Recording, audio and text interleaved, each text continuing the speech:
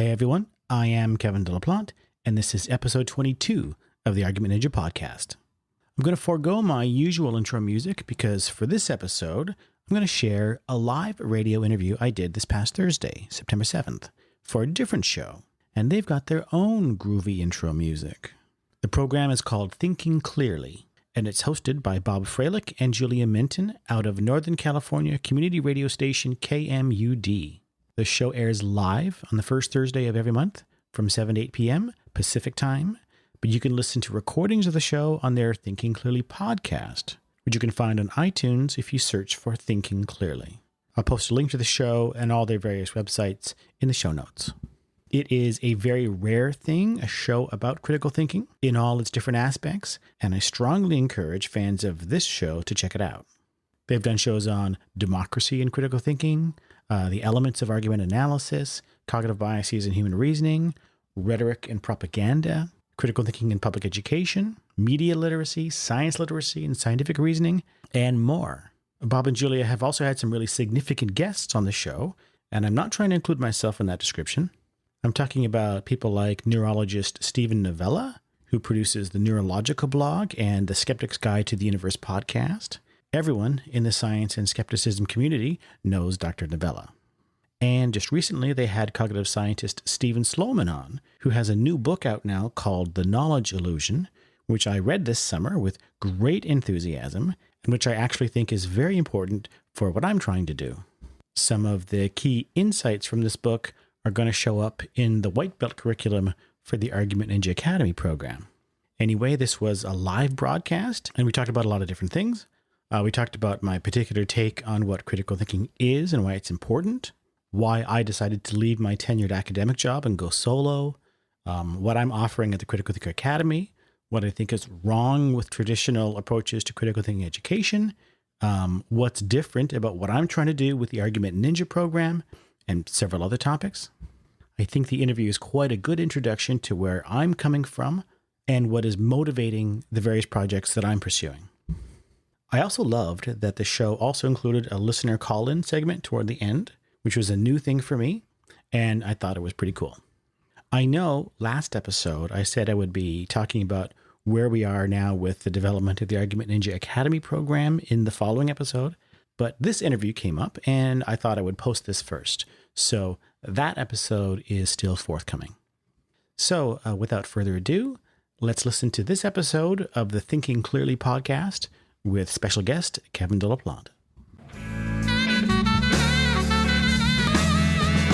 Think for yourself, little man. Don't let them tell you that they have the plan, 'cause everyone's lost, chin deep in the sand. And what they're trying to sell to you, you shouldn't be buying. Think for yourself, little girl. Well, a very hearty welcome to a show called Thinking Clearly. This is Bob Froelich. I'm Julia Minton. We usually have a little bit more business for our show to do. But, I am so excited about having this guest that we have, special guest, special to me because several years ago, when I started thinking of this topic seriously of critical thinking, I came across a website by someone whose name is Kevin deLaplante, and it's the Critical Thinker website. And I was amazed by the wonderful, well, at that time, these were kind of tutorials, I think, for a class that Dr. deLaplante taught at Iowa State University. So anyway, tonight we're going to go in depth about critical thinking with Kevin deLaplante. He's the creator of the Critical Thinker Academy, also the innovator and creator of something called the Argument Ninja Academy. We're going to find out more about that. We're going to talk about the importance of learning and practicing critical thinking and hopefully get some resources and strategies for survival in today's information-intense environment. So I wanted to give a little introduction to Dr. Kevin deLaplante.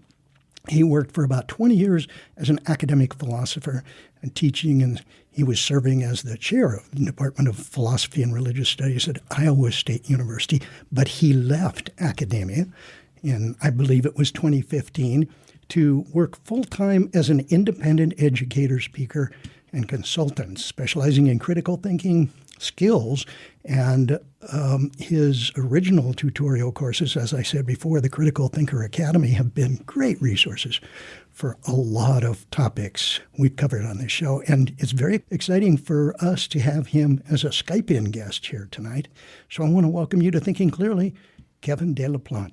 Thank you very much. Hi, Bob. Hi, Julia. Hi, Kevin. Welcome. It's a great pleasure to be here. You know, on this show, Julie and I have discussed our ideas about what critical thinking is and why it's important. We've done that on a number of shows. But why don't you start out by giving your perspective on each of those, what critical thinking is and why it's important? Sure. Actually, I've been watching some of the old or listening to some of the old shows, and I've been looking for where you start talking about the definitions that you have, and the list is getting longer, isn't it? Your sort of working definition of critical thinking. Yes. I just added a fourth component to it. Oh, yeah. And I was going to send it to you to get your critique of it. I'll do that after the show. Well, I'm curious. Which one is it? What did I add to it? Yeah. What did you add? I added to it, maybe it is on our Facebook page what I added, but I added the bit about effective critical thinking also requires a certain minimum amount of basic literacy in the content areas related to the issues we are examining and requires the willingness to be a lifelong learner.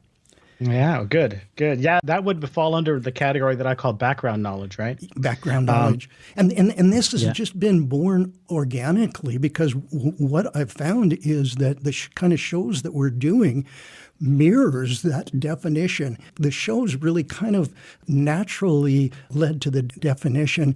And we've talked about science literacy, and I realized that I had left that out of the definition. So I put it back in. Yeah, sure. So the old podcast that I did for about a year back in 2010, I did an episode called Critical Thinking's Dirty Little Secret or something like that. Mm-hmm. And it's the dirty secret of critical thinking education, which is that you can't really teach it in the sense that at least half of what you need to know to think critically about a given subject matter or an issue is comprised of background knowledge or subject matter knowledge about the issue. So if it's healthcare reform or what to think about Trump or, whatever, then all the logic in the world can't make up for not knowing basic facts about the domain that you're talking about, right? But of course, you can't teach those. You can't teach subject matter expertise in a critical thinking class.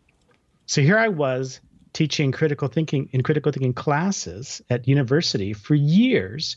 And it became clear to me that, the stuff that I was teaching was the stuff that was teachable within a class. But the idea that that's what constitutes the whole domain or all the essential skills that make up critical thinking skills was just false. It was obviously false. So I called it the dirty little secret. And what you just added there in your definition was essentially that dirty little secret. Anyways, my own approach to this question, when someone asks you like what critical thinking is, it sounds like it's asking for a definition, right? But I've never really found definitions of critical thinking all that helpful, either from a teaching standpoint or a learning standpoint. And the reason is because I've always thought that they're closer to a question like, it's like trying to answer what it means to be a good parent, like a definition of a good parent or a definition of a good writer or a good athlete or a good scientist, right? Is there anyone among us who could give a definition of a good parent in a way that captures all the ways that parents can be good or fail to be good? I can't. Right. But critical thinking is this normative concept where it's about thinking, which is a certain more kind of activity, a mode of being in the world. And critical is the sort of normative part where you're saying that it's like the good part in good parenting. It's like good thinking. Mm-hmm. So what you do, right, when you end up doing this is you end up making long lists of behaviors and attitudes and skills that keep growing and growing as you think about specific cases and examples. And once the list gets too long, it's no longer useful as a sort of short definition. Mm-hmm. It becomes an encyclopedia of things. And then you have the task of organizing those skills into categories and so on. So it doesn't have the benefits that the definitions, give you normally. My own approach is that the skill set is so broad and diverse that that's the wrong way to tackle it. So I think what the more manageable question is it's more helpful to start by clarifying the goals of critical thinking. That's a much easier question to answer, I think. So once we have a better idea of what these goals are, then we can talk about ways of promoting those goals or things that interfere with those goals and so on. And that effectively becomes the subject matter, the domain of critical thinking. Another analogy for this approach is something like, I don't know if I could give a useful definition of the field of medicine, but I think I have a good idea of what the goals of medicine are. 1 is to relieve pain and suffering. 2, it's to promote health. 3, it's to prevent and cure disease. And maybe another one to care for those who can't be cured and so on.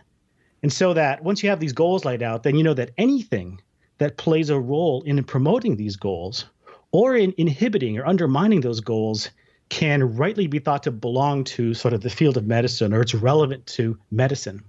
And something like that, I think you can do with critical thinking. So if you focus on the goals part, then I think there's 2 categories of goals. There's general critical thinking goals, the highest level types of goals, and then there are specific goals that are associated with specific critical thinking tasks or problems. So like a general goal would be like, I want to believe more true things and fewer false things, right? Very general. A more specific goal might be something like, I want to become more aware of the biases in my own thinking, especially on political topics that get me really worked up. That could be a very specific goal, and then that could be a way of narrowing the scope of the skills and other factors that are relevant to achieving that goal. So in terms of the general critical thinking goals at the broad level, I think there are these 2 categories of goals. I think there's one category that just falls under the bucket of we want to improve the quality of our thinking, right? The second bucket has to do something with learning how to think for ourselves. It's tied up with the notion of becoming an independent critical thinker. Like when I say I want my kids to learn to think for themselves, that notion, which is really about like autonomy and responsibility for our own beliefs, be able to be accountable for our own beliefs and decisions and so on. And that's quite different from simply the idea of improving the quality of our thinking. So under that heading of quality of our thinking, we can be a bit more specific. You can talk about the quality of our beliefs. We want our beliefs to correspond to the world.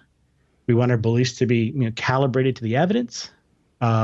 We talk about the quality of our decisions.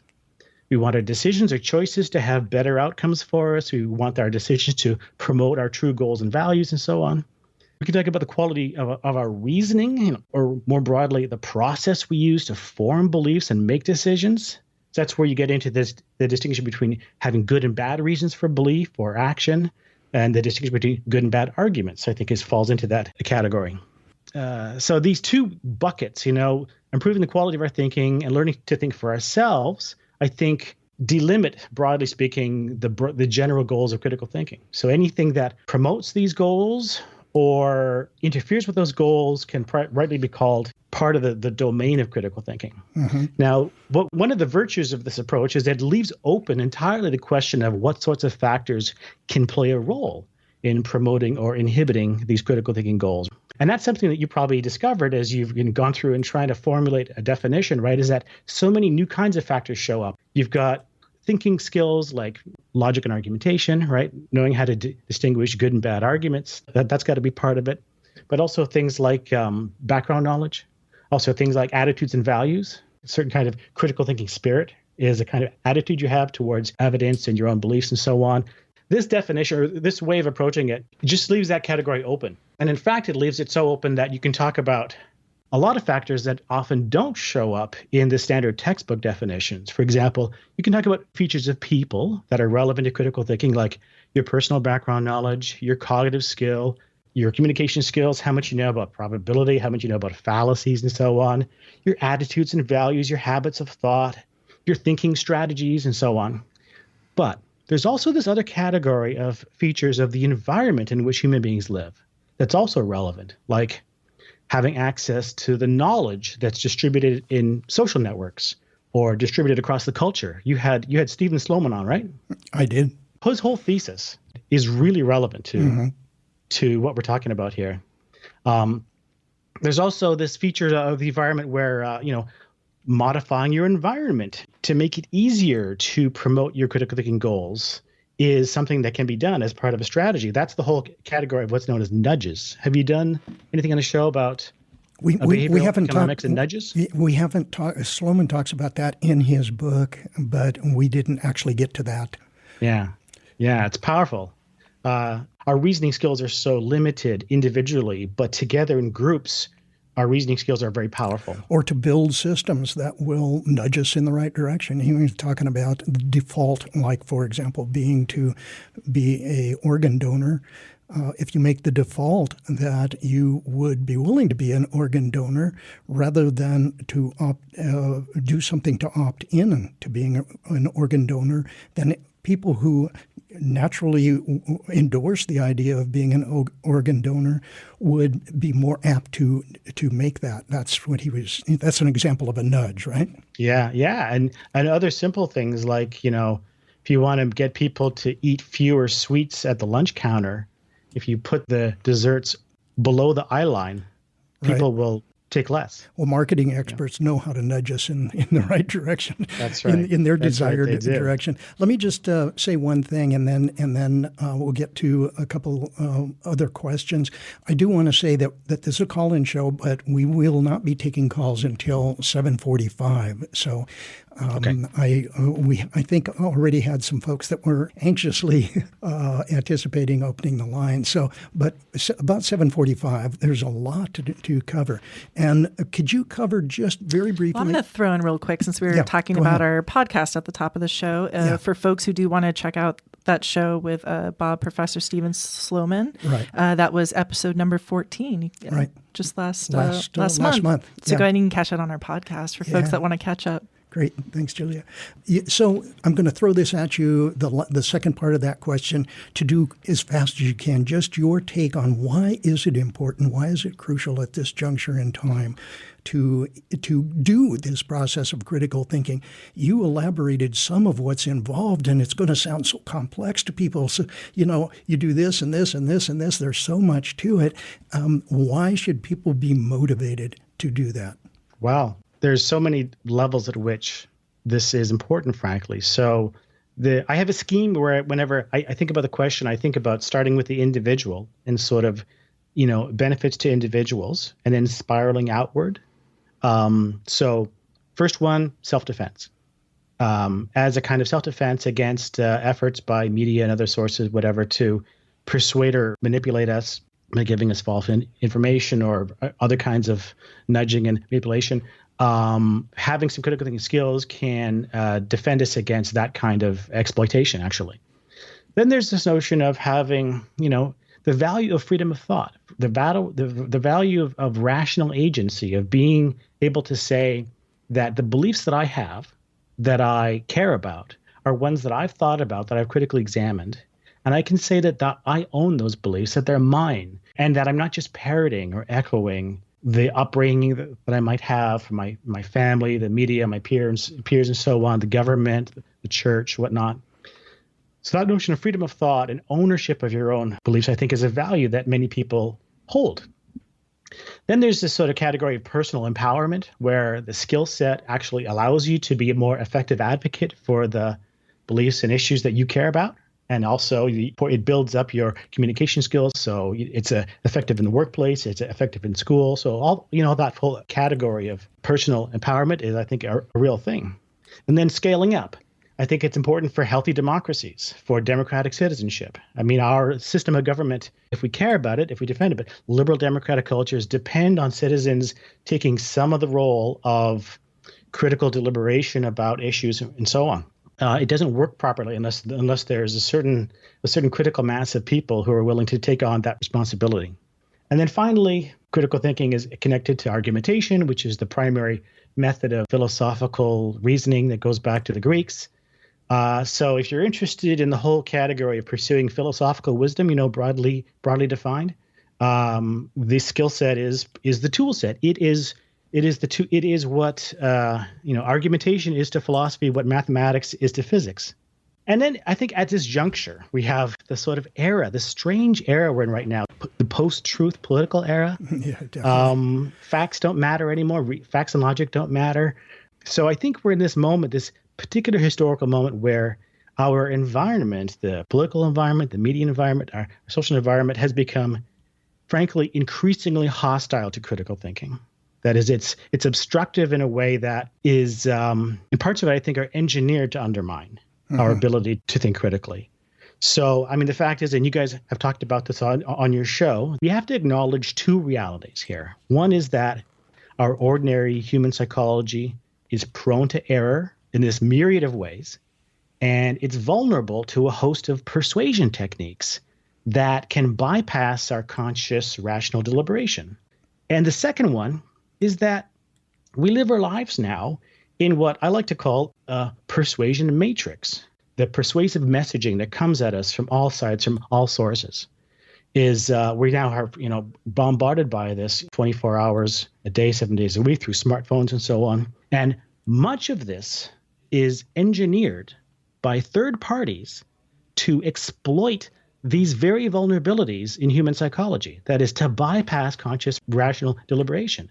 So these two things together create an extremely hostile environment for critical thinking. And this is more so than it has been in the past. It's gotten worse over the past few decades, and I think that this makes this material more timely and important than ever before. Yeah, absolutely. Covered a lot of ground there. That was all very relevant. We already kind of mentioned marketing manipulation, and I often joke about how Facebook's a major employer of most social scientists these days. Right. So I really, we've talked before about, that sort of self-defense.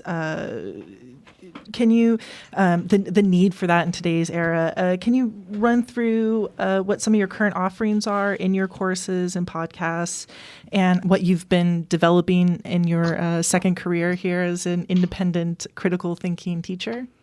Oh, sure. To help empower people so they too can be good defensive as well as critical thinkers in what they do? So I think there's like three parts to this answer. I'm sorry if these are longer, but I have... No, I love it. You go into such detail. It's great.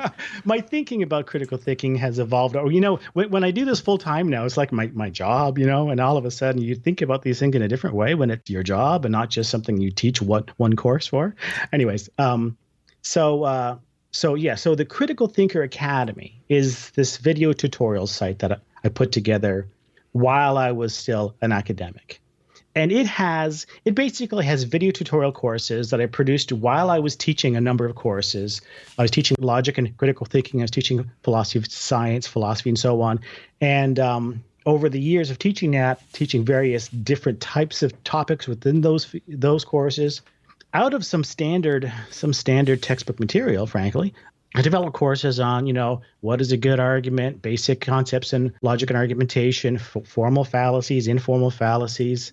And then I would do often the stuff I was doing on scientific reasoning, I would have to talk about probability theory and statistical reasoning and critical thinking about that, sort of fallacies about reasoning and this about chance and uncertainty. So I've got a number of courses on that as well. And I also have a course on cognitive biases that's more recent because that material has now become much more relevant to what we're doing. So the psychology of belief and judgment and all the ways in which we're prone to error. There's a course on that.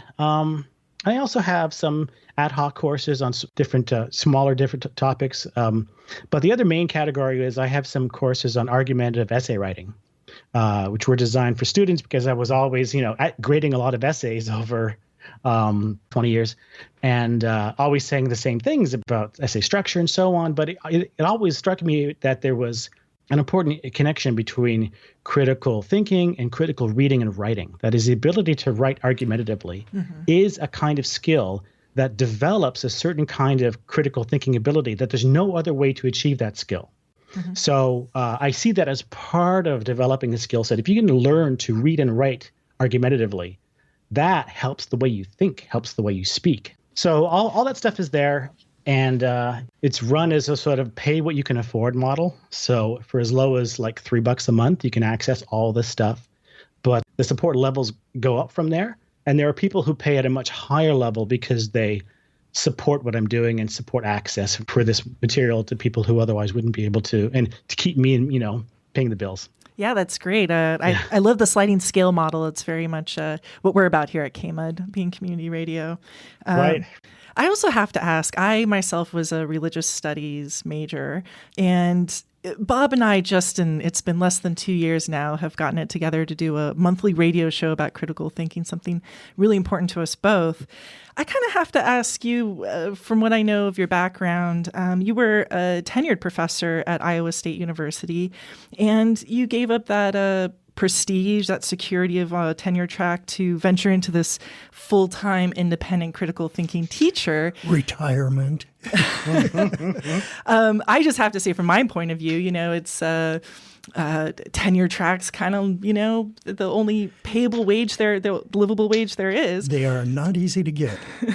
I'm just really curious where you found your personal courage to step out of that academic track and your motivation, because I imagine that, you chose a track that I can only imagine must be the stuff that gets you out of bed in the morning, and to take this path into being independent. I'd just like to hear a little bit more about where you gathered that from, what motivated you, and what keeps you going today. Sure. Okay. Well, yeah, it is an unusual thing to do. There's lots of people who drop out of academia, but they usually do so at the rank of either as graduate students or as the rank of adjunct lecturers who aren't able to get a tenure track job or haven't been able to for a while. But when you've been in the job for as long as I was, it's very rare to leave, right? So, but here's the secret. The fact is, from the very beginning, I always intended to leave academia at some point. When I started graduate school, I started with the intention of eventually leaving to pursue a career in public education. So, in fact, I had the idea in my head when I started my undergraduate degree, which was in physics. So when you go back a little bit earlier, my inspiration here was Carl Sagan.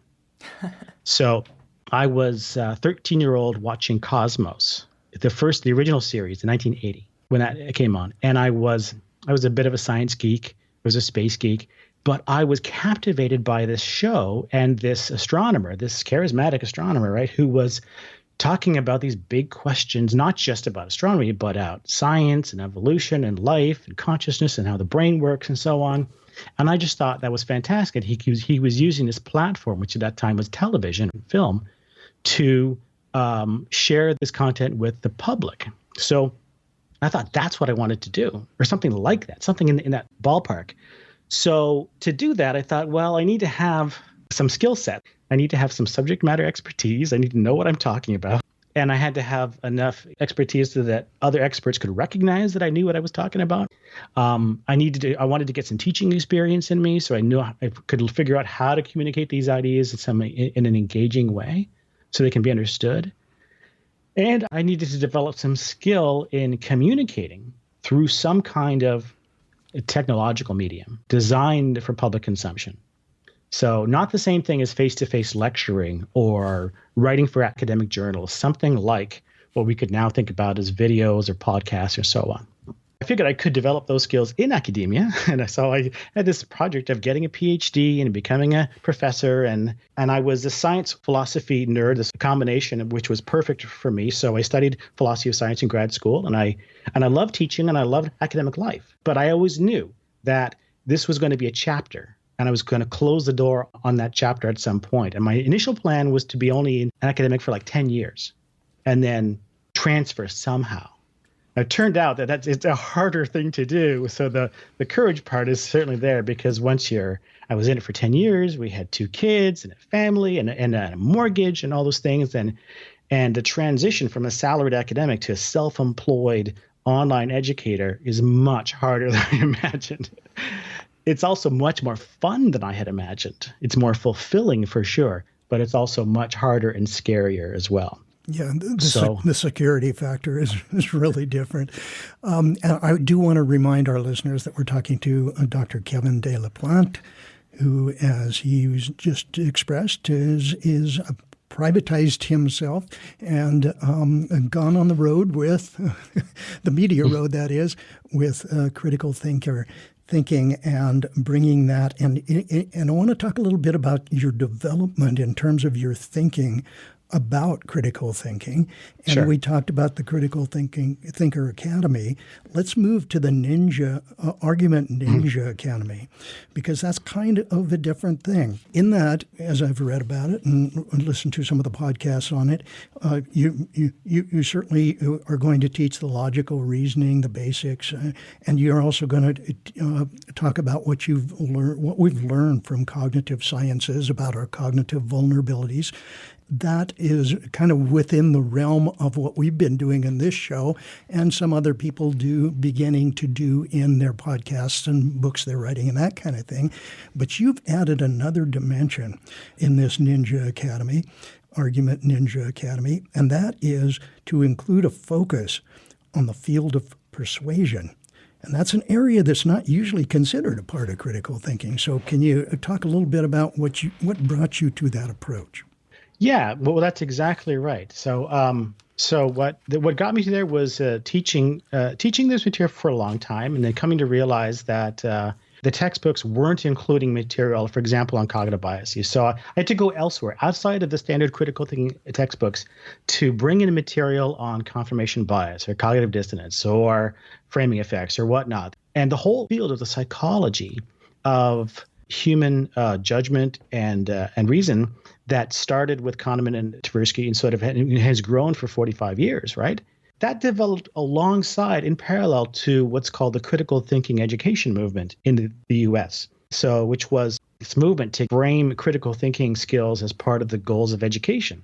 And there was a lobbying effort, and it was mostly motivated by like 60s radicals in the university system who were really frustrated with civil rights movement, the war, the women's rights movement, all these sort of socially contentious upheavals going on in society. And their students weren't learning skills to be able to engage argumentatively on those kinds of real world topics. I mean, you could study formal logic, but formal logic wasn't really all that useful. That gave rise to the birth of the informal reasoning movement, the informal logic movement, and eventually this reform movement in education called the critical thinking education movement, which really took hold in California in the 1970s and 80s. And that led to the passing of the Critical Thinking Education Act, or whatever it was called, which required critical thinking course in all of the California state schools back in 1980. And the community colleges. I was working in the community college at that time, and they actually implemented critical thinking in all the classes. So all the course descriptions had to be rewritten. Right. So it was a major win for that movement, but the textbooks were written by philosophers, largely. And they were assembled based on material that philosophers were familiar with from their education in formal logic, informal logic, fallacy theory, and so on. So the textbooks were structured in a certain way, and there was a common template for them. And the psychological stuff just didn't appear.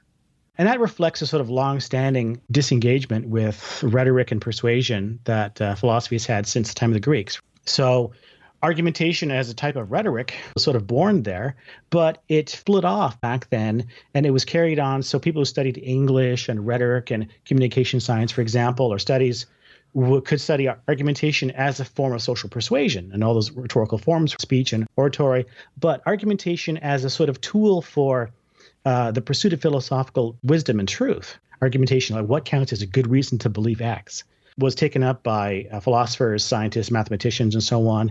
And in that domain, the emphasis on persuasion and the social, psychological aspects was viewed as corrosive. It was viewed as tainting, as kind of contaminating what should be a more pure discipline. And that view that a focus on persuasion is somehow contaminating something that ought to be kept pure persists through this day, so that I can do a PhD in philosophy and learn nothing about rhetoric. And people in English programs can learn rhetoric and learn no logic at all. It's like it's divided. And what I saw in the classroom and in the work is that this division has handicapped critical thinking education for decades. We have two different ways in which we get schooled in these things. We have philosophy and maybe academia and science, where we learn principles of good reasoning. And if you want to learn about social persuasion and psychology, you get marketing, and you can learn how to sell, and you can learn how to get people to like you. And it's a whole other field, and they don't mix. But what I came to realize is that the skills that we were teaching students in the classroom did not transfer outside the classroom into the public domain. Namely, if you learn how to reason persuasively, following sort of standard good rules of reasoning, and you try that on your parents, or try that in your office, or try that with your friends, you'll get slapped down, right? Mm-hmm. Human nature doesn't respond in that way. If you go in thinking that people will respond in the way you were trained to respond in class, like distinguish the person from the argument, don't take this personally, be willing to have your views challenged. It's a good thing, not a bad thing, right? It's not a threatening thing. But in the real world, you have all these psychological mechanisms, natural forces that make people resist that kind of thing. In fact, you can annoy people horribly if you speak to them in the way that you're taught to speak in a philosophy class. So I thought we really need to we're not doing the students a good service here by not teaching them about the real world, about how the real world works. And who knows the real world better than the people who live in the real world, make their living in the real world, the salesmen, the con artists, the advertisers, the speech writers, the spokespeople, the magicians. Their knowledge of human psychology, their applied knowledge, is vast and powerful.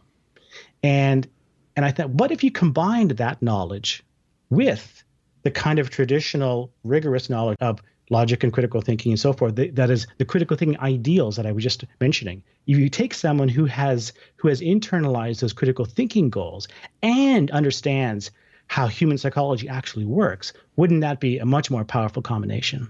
But that's the motivation for the Argument Ninja But there's program. more. There's more than just understanding, because if I understand what you've said in some of the podcasts, that a person who is training to be an argument ninja needs to be prepared to use tactics that maybe marketers, advertisers, persuaders in general use, not just in self-defense, but in offense, in promoting their argument in an offensive. I don't mean offensive. You mean way. in an attempt to persuade other people? Exactly, in an attempt to persuade. And I have to admit, there's a part of me that is still working this idea, because I live in a liberal progressive area, and I am much more critical of people that I agree with when they begin to spin the argument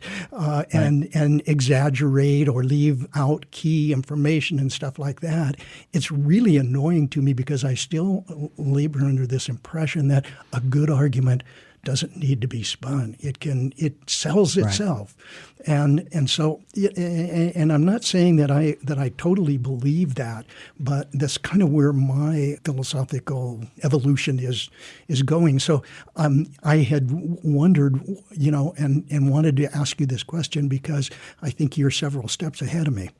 Well, it's a big topic. I will say this. If you want to have me back on to talk about the ethics of persuasion, I would love to do that. It's one of the issues that I get pushback on from some of my fans as well, who want me to say more about this. But I will say that your instinct to feel uncomfortable about that means that you're on the right track. That is, you should feel uncomfortable about it. That's a sign that you understand something about what's at stake here, about manipulation and coercion. Well, I think I'm going to have to take you up on that offer to have you back, because we're at almost 7:45, and we do want to open the phone lines. And we've gotten through about half of the questions. Not even that. And some of them are kind of advanced intricacies of critical thinking that I really wanted to get your information about. So let's go ahead and open the phone lines. If we don't get any callers, then we'll continue with the discussion. We have a number more questions, but if you are anxious to talk to Dr. Kevin deLaplante about critical thinking, anything critical thinking, anything we've talked about, or anything in general about critical thinking and related topics, you can call 923, this is 707 area code, 923-3911, or if you're out of the toll-free area, you can call 1-800-568-3723. So do we have any callers? All right. Well, let's go to the next question then. Okay. I I'm intently listening. I'm sure our listeners are too. I was kind of curious on your course series on cognitive biases, something we've discussed here before in Thinking Clearly. You get into de-biasing strategies. Could you talk about this concept and give us some examples of how we can work around our biases and the biases of others in a way that assists our critical thinking? Because it's one of those sort of human condition elements that obviously we need to work with when we're communicating with folks. Unfortunately, this doesn't get enough attention in the psychological resources, actually. So it's really great that people are now becoming aware of the literature on cognitive biases. Popular books on this have really done a great job, I think, of spreading this around. And people are familiar with confirmation bias and other sorts of well-known terms now. But it's easy to get like a pessimistic sense that we're so hardwired to think poorly, that our intuitive responses are triggered to make systematic errors in certain kind of environments. And they have the kind of feature of an illusion in the sense that even if I am aware that I'm misjudging here, it's very difficult for me to force myself to not make the judgment. So what do you do? Well, there is a literature on debiasing, which is any kind of strategy you can use that tries to mitigate or prevent or lessen the negative impacts of cognitive biases is a debiasing strategy. So there are two categories of them. I kind of mentioned them indirectly. So if you can try to do things like where you modify the person. So I can, for example, teaching people about cognitive biases has a sort of consciousness raising effect, and that can be effective in making people aware. So that's one strategy, is consciousness raising about the existence of these biases and how we're all prone to them. We're not exceptions to this rule. But there's also this literature on simple cognitive hacks, essentially, you can do that help. For example, one of the ways in which these biases work is by narrowing the focus of our attention. So it's like a spotlight effect. You have a street light, and the cone of light illuminates a patch below on the road at nighttime. The world has all kinds of information in it, and our background knowledge has all kinds of information in it. But we have to quickly act and make judgments and decisions. That means we have to automatically narrow the focus of attention, and then trigger some behavioral scripts or some, perceptual scripts that will do the job that our brain and evolution and adaptation, whatever, believe will do a good enough job for us. So one way in which you can counteract those effects is find ways of broadening the scope of our attention, of widening the domain of information that we pay attention to. And a simple thing like asking you to consider ways in which you might be wrong. Like there's a strategy called consider the opposite, where you have to list 3 or 4 or 5 ways in which your assumption about X could be wrong. And that conscious activity automatically has a way of undermining the narrow focusing effect of something like confirmation bias. Mm-hmm. And there's all kinds of strategies like this. That's very, very, very helpful. And we do have a caller, but I do want to point out and point our listeners to your website, because you do have a whole episode on debiasing strategies, right? The website, I've got a course. So I've got a course on cognitive biases, of which there's a whole section on whole debiasing. Section. So they can view that on Critical Thinker Academy. That's at Critical Thinker Academy. That's right. And we have that link to our Facebook page, but it's just criticalthinkeracademy.com, one word, no periods in between those words, right? Mm-hmm. Mm-hmm. Okay, let's welcome our caller to Thinking Clearly. Welcome. You're on the line. Hello, caller. Hi, how are you? Good. Do you have a question for our guest? Yeah, I'd like to. I'm wondering if there's any recommendations about not necessarily a favorite philosopher, but maybe a philosopher that brings something important to the table that's relevant to the topic. Sure, that's a great question. You have a little insomnia? You're looking for some primary source reading at night? Yeah, that would be great. Well, I can recommend Kevin deLaplante as a philosopher, but maybe Kevin can recommend a second choice. Can I ask you, caller, if there's a specific kind of topic or an issue that's kind of bugging you that you would like to, have a different perspective on, or be able to have some resource is offered to you, how would you like it to be applied? Lately I'm concerned about, say, like something along the lines of, say, the ethics of persuading the other in sort of a philosophical sense, like, or, what is maybe persuasion is not. I'm hearing that you're interested in arguing in the philosophic sense with other people. You mentioned ethics, are you curious about where the sort of line is as far as how you use rhetoric and manipulation? I don't want to put words in your mouth. Okay. We're just trying to get to the core of what your inquiry is. Like an interesting article that popped up recently was, okay, where's the line when you're talking to people on the extremes of the far right? What's the ethics behind having a dialogue versus maybe not having a dialogue? Is there a line that gets crossed in there ethically, or are there any philosophers that explore that concept? So I think I see the focus of your interest here. I wish I could say there are more philosophers who are writing about sort of current political environment we're in and about communication strategies that are, better or worse. But there's some. If I had a reading list, I would say I would always recommend Jonathan Haidt's book, The Righteous Mind. He's a psychologist. He's a social psychologist. But his work on the psychology of these basic moral values that people have, this diversity of he identifies 6 different categories or types of moral values that seem to be dominate differently in the mindset of liberals versus conservatives. And often the religious conservatives have a certain profile in terms of the kind of values that matter to them. And the book is very interesting, but it also gives you a lot of interesting tools for how to communicate across the aisle. Because one simple persuasion strategy could be something like, if you knew that the person you were talking to was motivated by a certain kind of value system, then if you can reframe your point in a way that speaks to their value system, then that's more likely to be receptive to it, and so on. And there are some books that are talking about the value of philosophical argumentation in liberal democratic societies. There's a book called Why We Argue, which is about a kind of a defense of the value of rational argumentation in the service of liberal democratic political goals.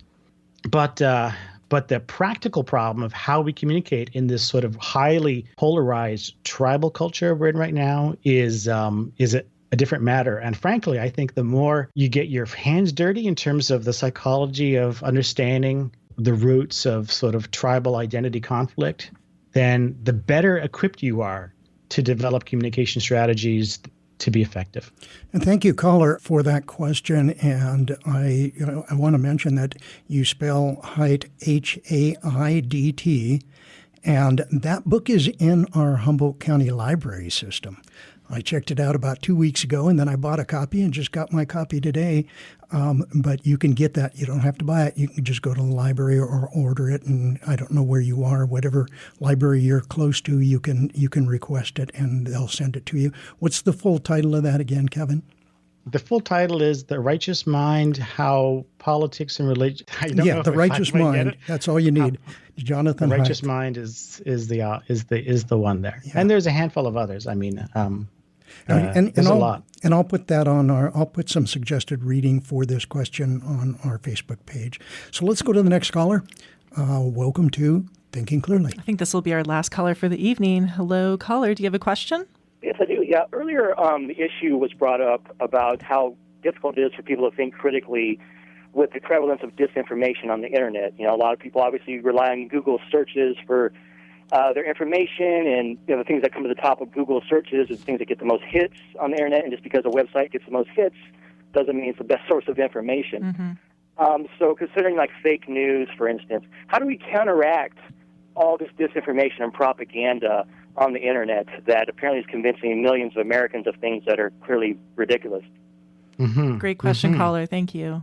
Do you have any insights for us to battle this simple little problem we have?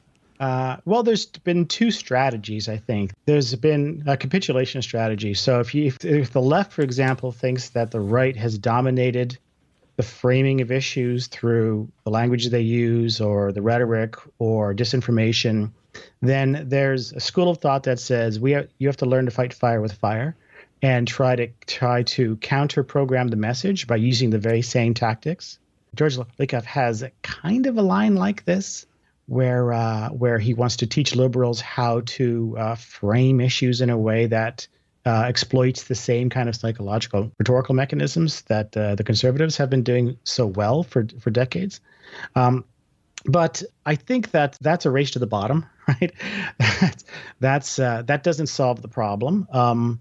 I think what you need is a reinvestment in social and cultural institutions and norms that support the kind of critical thinking values and goals that we were talking about earlier in the program.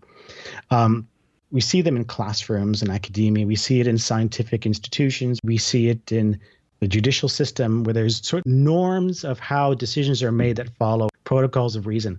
And in the public square, the public domain, those have much less of a purchase, right? So we don't have norms like that constrain our thinking. And left on our own, we're very much vulnerable to tribal thinking and very hard to turn around beliefs that get entangled with those identities. And we can probably continue this. If I will take you up on your offer to have you back sometime, and I'll keep in touch because there's so much more important stuff out there. And we're right at the top of the hour. Can you, Kevin, give your contact information, how people can get a hold of your courses that you teach and help support your... Become a ninja themselves. Yeah. Become a ninja. Yeah, I didn't talk that much about the Argument Ninja podcast or the program because of time, whatnot. But there's the criticalthinkeracademy.com, which is the tutorial site. There's argumentninja.com, which is the home of the Argument Ninja podcast, which I've been doing for about a year, which has lots of content on it now. And then there's kevindeLaplante.com, which is my personal hub site, where you can contact me about speaking engagements and consulting work, which is also part of the things I do. And you can get on the email list, actually, too. So if you want to hear about updates to the Critical Thinker program, or I should say the Argument Ninja Academy program, which is a kind of next-generation online learning platform. Which is great. I hope people take the opportunity to subscribe to your podcast, become an Argument Ninja, as well as subscribe to Thinking Clearly Radio. Believe me, folks, this is cutting-edge stuff. And you spell Kevin's last name D-E, capital L-A-P-L-A-N-T-E. And we'll put this on our Facebook page. And I want to thank you very much, Kevin, for coming on the show here, Thinking Clearly. And Dr. Kevin deLaplante is a private independent educator now, a speaker, consultant, specializing in critical thinking skills. So thank you very much, Kevin. Thank you, Bob, and thank you, Julia. We'll see you next month, folks. Think for yourself, little man. Don't let them tell you that they have the plan. 'Cause